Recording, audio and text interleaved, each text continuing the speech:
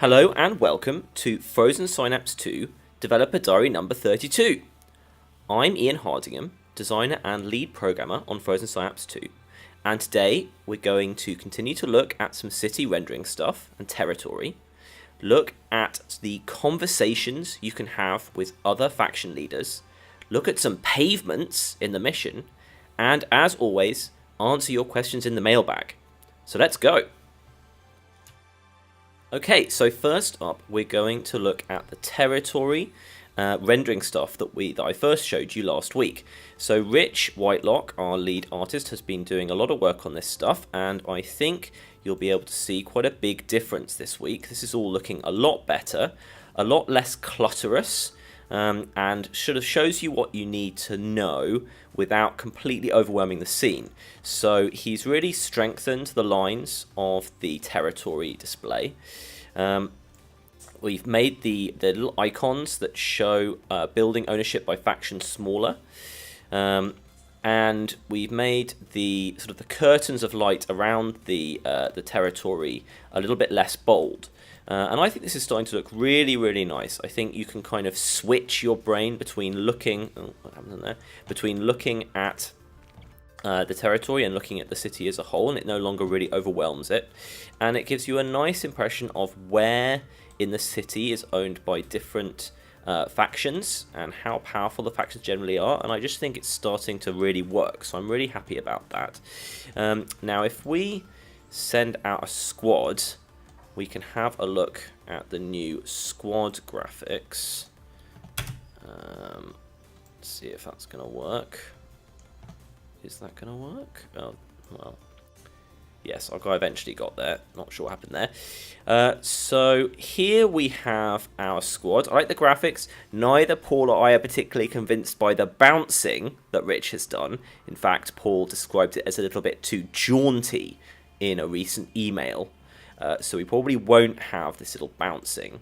But I think that the squad icons themselves are looking very nice. Obviously, they've now got the faction logo on them, which is really good.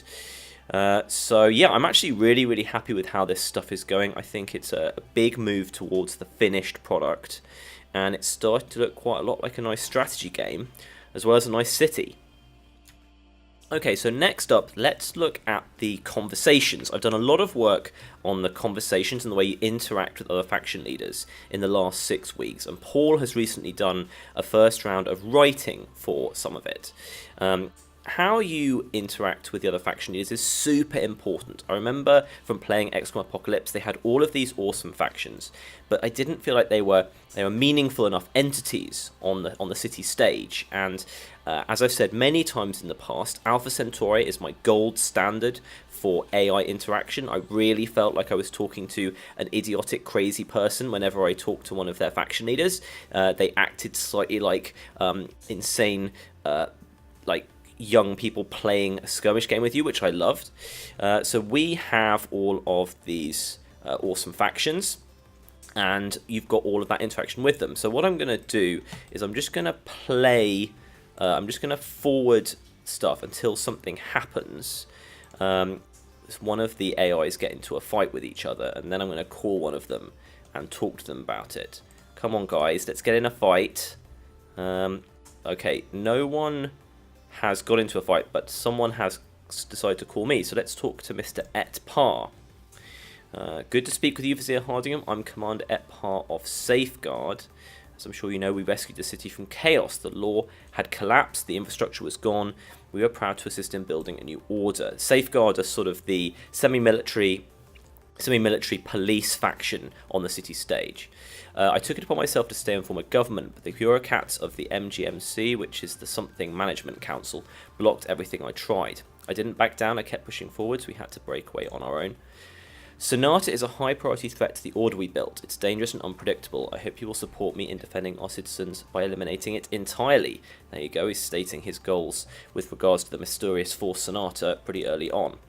And he has nothing else to say to me. Okay, right, so I'm just going to keep fast forwarding and hoping that we get... oh, okay. So, there's just been a new incursion, which is probably this one here. probably. Virgil wants calling me, and Brianna Bartleby's calling me. So I think they want to talk about this incursion. So let's talk to Brianna Bartleby, who is guest. Oh, that's good. % context job def the job offer chat text. Fantastic. Yes, we'll do that for you. Let's just say no. So that went well. How about this one? Virgil, I do hope you're not thinking of attacking this incursion. It's our prerogative to take these artifacts and improve the city. He's telling us to leave them alone. That's fine. This isn't quite going how I expected when I started this segment. Now, let's just have a quick look at what's going on here. So, Blue Sunlight, they worship Sonata, and they have just sent a squad to protect the incursion. So, because they've got there first, anyone who wants to get to the incursion and farm it is going to have to go through them first. Now, this is the Fortune's Glaive strike team, and as we can see for this label, guests have created a contract to try and stop them getting the incursion. So I could try and accept that contract and try and stop these guys getting there, although I'm a bit far away. And that may be what Brianna Bartleby is calling me about. I'm going to ignore that because I want to wait until someone gets into some kind of action. So... Oh. He decided not to attack that guy. I don't think... There we go. Right. This is going excellently so far. So as we can see from the notifications bar up ahead at the top of the screen, guest attacks Blue Sunlight. I think we saw that happening. We're going to have some icons around the city to show you when fights have happened, just so it's a bit more clear. But from now we'll just look it up here. Guest lost to Blue Sunlight. They got killed. Blue Sunlight then declared war on Guest. Safeguard attacked Blue Sunlight, and the Blue Sunlight squad, who had been weakened by being attacked by Guest, that's what that partial means there. It's not the best word to use here. I'm sure Paul will find a better one for me. So they then lost, and they're annoyed with Safeguard now. So if I call up... hope this is going to work. If I call up Deniz and Valor of the Blue Sunlight, they're going to talk about their background. Okay, so now she is offering me some money to go and attack Brightening University, who she's annoyed with. That was who just attacked her. So I'll ask them to send the details to my screen. Now she's talking about what just happened. We've abandoned our position on 340 Charles. Blue Sunlight... This is actually a bug. It should say Brightening University there. Brightening University seems to be determined to stop our forces operating on that road. So one of the things I really like about this conversation system is that they all gossip about things that happened. If I called up a different faction leader, they would have a different opinion on that. And then she says goodbye. Now, so this is all going fairly well so far. Okay, and we're going to keep on simulating the city until someone calls me. Okay, Brianna Bartleby really seems to want to call me a lot. And once again, we have this stuff. So let's keep on going. That's obviously something that I've got to fix. Blue Sunlight have actually sent someone else to defend the incursion, because it looked like Brightening University got through them, but failed to kill the Sonata forces. Virgil's called me. And he's going to say the thing again. So we've got plenty of bugs, but hopefully... I am showing you the kind of stuff... Oh, yes, thank you very much. The kind of stuff that these conversations are supposed to be doing. Right, maybe this will be the kind of telephone conversation I'm looking for. Grant Haythrop. So this is Director of Shape Security. They are the company, the corporation that control the internet. The version of the internet in the Frozen Synapse world is called the Shape form. So he's going to talk through his stuff. And yeah, he's talking again about this 340 Charles Street issue between Blue Sunlight and Safeguard. Again, I just think it's really nice to have these guys talking about stuff that actually happened in the city, and their opinions and the way they talk to you about it changes depending on their attitudes towards the people involved. Now he's going to ask us whether we'd like to invest in him. Now, this is not something that I've talked about much on the videos before. The investment system is a little bit like bribery or being blackmailed, but if you invest in other factions, they will use that money to get better, first and foremost, and second, you will actually get dividends if they do well. So one of the funny ways of playing the game is just to invest your money in another faction, and then you get money when they have success on the city level, when they get artifacts, especially when they have military victories, when they do well, you get money back, which is quite interesting. So it's not just a case of give me some money, otherwise I'll attack you, or in this case, he's saying you should give me some money because what we're doing is useful to the city. So I'm actually going to say yes. So that's good. Now if I call up, I'm just going to really push my luck here. If I call up Diamond Brothers. Yes, excellent. So I thought this might happen. So yeah, now he's gossiping about the fact that I've just invested in shape security. He's being a little rude to me about the amount that I invested. Again, this text will change depending on how Mr. Gert Forrester feels about me and how he feels about shape security. So I'm going to finish pushing... okay.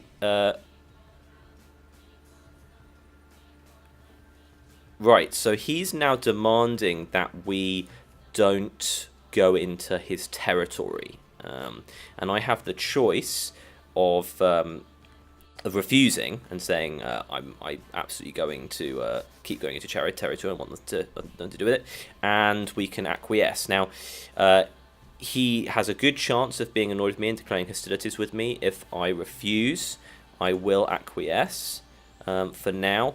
Now, if we actually look at where his territory is, for instance here, I'm not totally sure why he was getting irritated with me.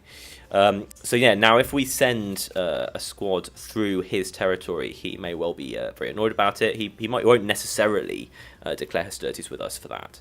But there you go. A lot of bugs there, but hopefully that gives a good understanding of what the conversation system is about. And I think it's quite exciting, really. I think I've done a really good job there. And what's remaining is to fix a bunch of bugs and put a load more writing into it. But the systems are all there, and it really makes the city feel a lot more alive. So there you go.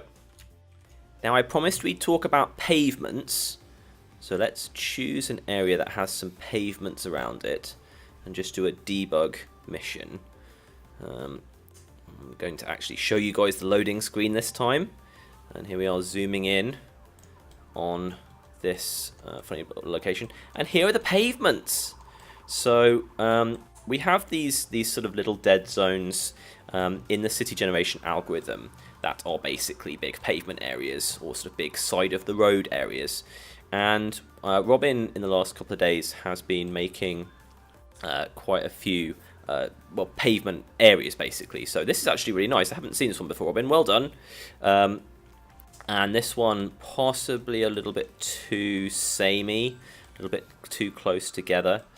But so this is just a big part of the generation algorithm. These are areas that you find in the city. They need to have something interesting on them. This pavement texture might be like a little bit too out there. Might be a little bit too noticeable. But that'll get sorted out in post if it needs to be. The next thing on my list, quite literally, oh, here's another pavement area, is to make these roads more exciting. We're going to have central reservations on all roads. This is technically a suburban road, so it has fewer cars on it, but it should nevertheless have a central reservation on it. This junction has a bit of craziness going on there. And we generally are just going to try and make those roads a bit more exciting. Also, we've been using trees too much. This is one of the few sort of filler kind of things that we've got that works quite well. And I need to find an alternative to that to make some of these levels look a bit better, these sort of completely randomly generated levels. So there you go. I feel like I'm waffling a lot this morning. I'm sure you guys will let me know if I am. These two snipers are having some lunch at a picnic table waiting for me to arrive. So there you go. So there we go with pavements. Let's get to the mailbag. And here we go. Lots of people have spoken out about the zoom level issue that I touched on last week. I've read everything. We're continuing to look at it. We're going to continue to test various different solutions. Thank you for your comments. I think in general, there's still a bit of a problem with allowing an arbitrary level of zoom and it causing a lot of issues, but I am really deeply thinking on it, and we'll be testing various solutions with the testers. David Busey would like to know the waiting time to get into the beta is. Well, we've only had one round of people into the beta, about 100 people, and that was a few months ago. I still don't know if we're doing another round of beta before we do the paid beta in December.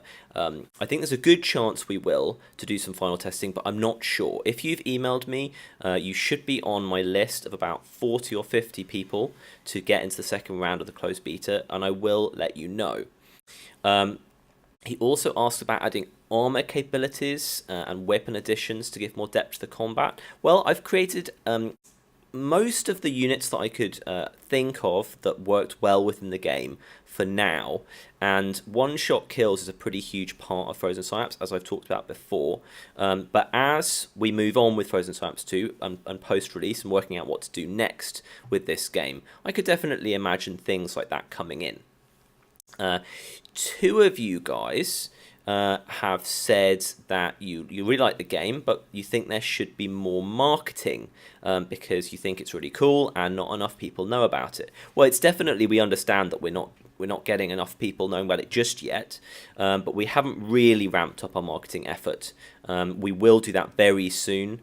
We're starting to engage with our mailing list. We have a very big mailing list of people who bought the original Frozen Synapse. Certainly around the beta release, we will be trying to get YouTubers and all online publications to cover it. So we will be doing our best. I'm just mainly glad that you guys think it's an exciting enough game that more people should know about it. Lost Elson is talking about skyscrapers magically turning to parking lots and private cottages. Yeah, that is honestly something that I'm looking at dealing with in the next couple of weeks, and that will be definitely improved. I still would really like to put multiple different floors for stuff like skyscrapers, but that may not make it into the first release version. But believe me, I do know that's a deal. And he has some good advice about what to do with the territorial stuff. John Munro thinks it would be nice if the tall buildings had blinking lights on them to make sure planes don't crash into them. And I agree, that would be really nice. And finally, Scratch would like to see this on the Switch. My goodness, trying to port this to the Switch would take me the rest of my life. But I appreciate the support. So thank you very much for watching. As always, please give me all of your feedback. We're getting much closer to things happening and this game being available for lots of people to play. And I'm pretty excited about it. So see you guys next week. Goodbye.